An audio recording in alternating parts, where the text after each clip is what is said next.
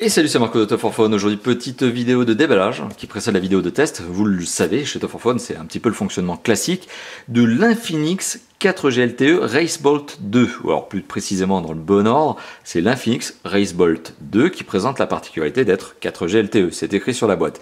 Autre particularité de ce mobile que je vais donc vous présenter très prochainement en test, puisque je viens tout juste de le recevoir, et là c'est la vidéo de déballage, ce mobile est proposé à un tarif très agressif de 99 €.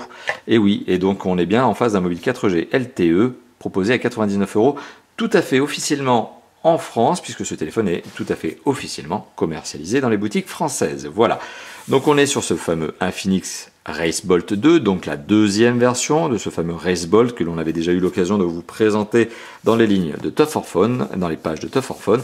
Et on va donc s'attarder sur la boîte et puis aussi le téléphone dans un rapide premier aperçu et surtout les accessoires qui sont fournis avec le téléphone. C'est le but d'une vidéo de déballage tout de même. Alors sur la face avant de la boîte, qu'est-ce qu'on retrouve ? Un petit design du téléphone. On remarquera notamment qu'il est apparemment doté d'un châssis ou d'un pourtour en métal. Voilà, donc ça on reviendra là-dessus lors du test. Infinix, c'est la marque, 4G LTE, une fonctionnalité, une spécification, RaceBolt 2, c'est le modèle. Sur le côté gauche de la boîte, Infinix et du Picto. Il est 4 cœurs, 1,3 GHz, écran 4,5 pouces, appareil photo 5 mégapixels. C'est un peu pauvre, mais d'un autre côté, voilà, on est sur un téléphone 4G LTE à 99 €. Et il est bien doté donc de la fonction 4G LTE.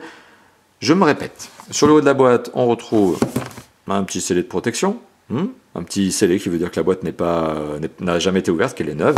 D'un autre côté, vous allez comprendre, il est juste sur le dessus, il n'est pas sur le dessous. Donc là, j'ouvre la boîte, je n'ai même pas besoin de casser un scellé de protection. C'est un peu bête, je trouve, comme manière de dire que la boîte est neuve. Et voilà. Et puis bon, ça c'était pour le petit message pour les marketeurs de la marque Infinix. Les marketeurs de la marque Infinix qui vont regarder cette vidéo pourront savoir que ça ne sert à rien de mettre un sticker uniquement d'un côté et pas de l'autre, puisque je viens d'ouvrir la boîte sans casser le sticker. Donc ça ne sert pas à grand chose. Autant pas le mettre d'ailleurs. Alors, sur l'arrière de la boîte, Infinix RaceBolt 2. Le modèle est le X454. Donc, ne soyez pas étonnés si sur le web vous voyez Infinix X454. C'est exactement le même mobile. C'est juste une référence supplémentaire. Donc, le téléphone est doté d'Android 4.4.4, ce qui veut dire qu'il est à jour si on accepte la version 5.0 Lollipop. Là, on est en KitKat. 4G LTE, je me répète, 800, 1800 et 2600 MHz. Ça, c'est les 3 fréquences nécessaires, bien sympathiques. On reviendra là-dessus lors du test. Écran 4,5 pouces, doté d'une résolution FWVGA. Donc on n'est pas sur de la HD Ready, ne vous y trompez pas.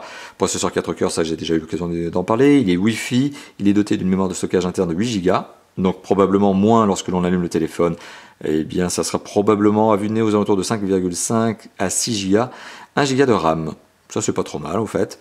Appareil photo 5 mégapixels à l'arrière, ça c'est plutôt pauvre, avec autofocus, 2 mégapixels en frontal, bon ça c'est logique. Double carte SIM, ok, et une batterie de 1900 mAh. Autre particularité, le DAS est communiqué sur la boîte. Bon point, la marque respecte son obligation en France. 0,853 watts par kilo. Et on a du numéro de série, etc. Allez, la boîte, sans casser le scellé de protection, comme quoi le téléphone est neuf, c'est sûr. Alors, je taquine. Le téléphone est donc emballé dans son petit sachet protecteur. Bon point. Ça c'est un vrai bon point, parce qu'il y a encore des marques qui livrent leur téléphone comme ça en vrac dans leur boîte sans penser que le téléphone peut éventuellement se rayer s'il a un écran trop fragile, trop sensible. Alors, le cache batterie arrière, plastique brut.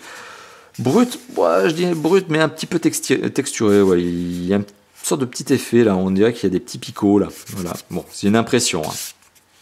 À l'arrière, donc on retrouve le marquage, capteur photo en excroissance, 5 mégapixels, autofocus, flash LED, haut-parleur à l'arrière, du petit numéro de série là, du numéro de norme CE.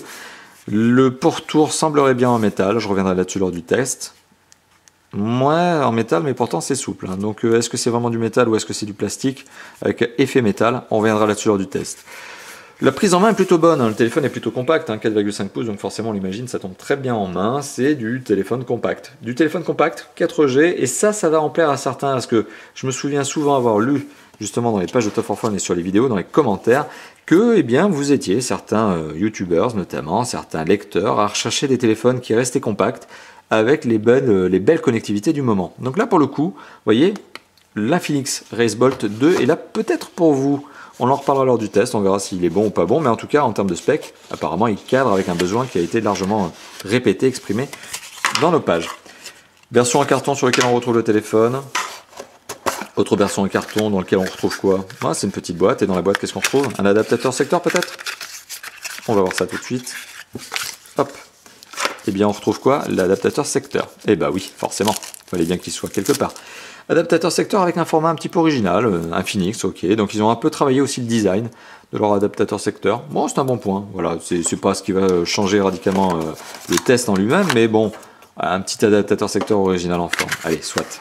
On retrouve également encore une boîte supplémentaire dans laquelle on retrouve plein de choses. Allez hop, on déballe tout d'un coup. Qu'est-ce qu'on retrouve? On va commencer par le moins intéressant finalement. Donc dans la boîte, on commence donc par l'Infinix. Qu'est-ce que c'est? Safety Information, consigne de sécurité. Bon, c'est ni plus ni moins que les normes de sécurité, les bonnes connectivités, le respect des normes que possède ce téléphone. Allez, mettons ça de côté parce que c'est vraiment pas le plus transcendant. On retrouve un petit guide de démarrage rapide, un User Guide qui est à l'intérieur de la boîte.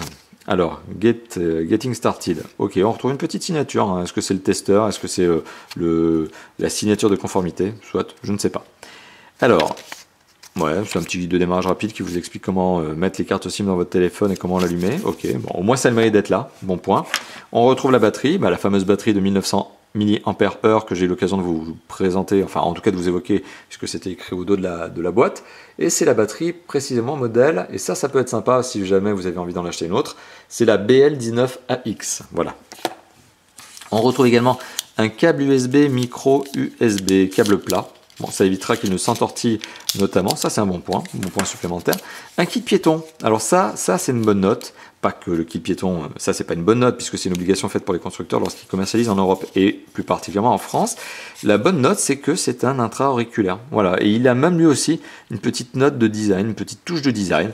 Voilà, donc c'est un bon point supplémentaire. Par contre, mauvais point, j'ai pas l'impression qu'il y ait des embouts supplémentaires pour l'adapter à vos oreilles. Donc si vous avez des oreilles trop petites, ou des canaux auditifs, hein, ou des canaux auditifs trop grands, voilà, vous n'aurez pas des adaptateurs, là pour le coup, il y a le strict minimum. Mais c'est un vrai intra-auriculaire, bien fait, bien pensé. Récapitulatif de ce que l'on retrouve dans la boîte de l'Infinix RaceBolt 2. On retrouve un câble USB, micro USB plat, ça évite qu'il s'entortille. On retrouve également le kit piéton, qui est un kit piéton qui est loin d'être cheap. Ça, c'est une bonne note aussi. On retrouve un adaptateur secteur original par sa forme.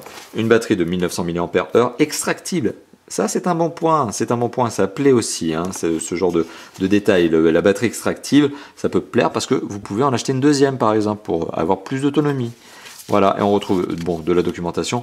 Ça, en soi, c'est pas très intéressant. Ça n'apporte pas grand-chose, mais au moins, ça mérite d'être là au cas où pour les nouveaux utilisateurs qui n'ont jamais eu d'Android. Et on retrouve le téléphone en lui-même, qui présente bien et qui est compact. On sent effectivement que c'est un téléphone plutôt tendance entrée de gamme low cost. Hein, voilà, on n'a pas des matériaux nobles, si ce n'est peut-être ce pourtour, mais je reviendrai là-dessus. Mais j'ai l'impression finalement que c'est du plastique. Mais voilà, on est sur de l'entrée de gamme, ça sent entrée de gamme, mais c'est bien fini, c'est bien assemblé. Et donc forcément, on est sur de l'entrée de gamme, on est peut-être sur du low cost, mais on n'est pas sur du cheap. En tout cas, c'est pas le sentiment. Hein, on n'est pas sur un sentiment de cheap. Ça se dégage pas de ce téléphone. C'est un bon point. Voilà, merci d'avoir visionné donc cette vidéo de déballage qui précède la vidéo de test qui arrivera d'ici quelques jours, tout au plus quelques semaines, de l'Infinix RaceBolt 2, je me répète, vendu à 99 €, c'est le prix officiel en France en janvier 2014. N'hésitez pas à commenter, liker, partager cette vidéo, à vous abonner à la chaîne YouTube si ça n'est pas déjà fait. Si c'est fait, je vous remercie déjà. Et si ça n'est pas fait, je vous remercie de le faire. Bon, hop, ça vous l'avez bien compris. Et puis qu'est-ce que j'ai à vous dire? À bientôt pour d'autres tests, d'autres déballages et d'autres présentations. Allez, à bientôt. Ciao, ciao.